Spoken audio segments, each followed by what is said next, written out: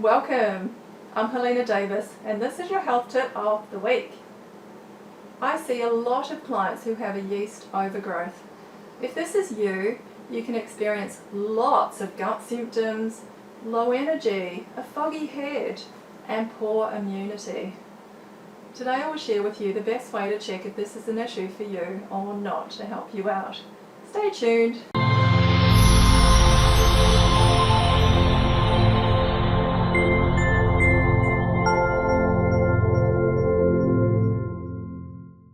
Yeast is a normal habitant in our mouths, in our gut and on our skin.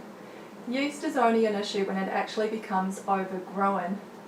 This can happen for many reasons, such as a high sugar diet, antibiotic usage or other gut infections.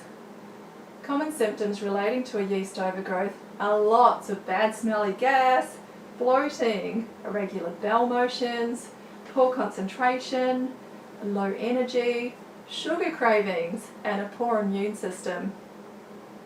If you have a few of these symptoms, it's very possible you actually have a yeast overgrowth. The best way to check if yeast overgrowth is affecting your body is to do a comprehensive stool test over 3 days.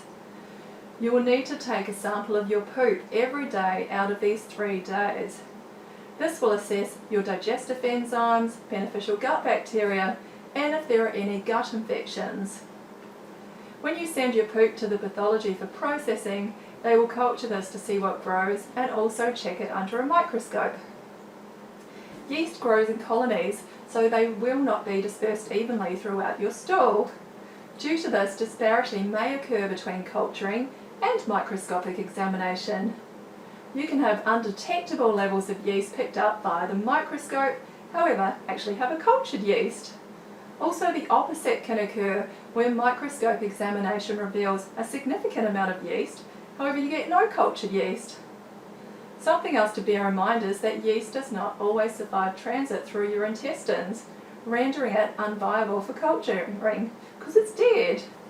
Therefore, both microscopic and culturing methods are important to determine if you actually have abnormally high levels of yeast or not.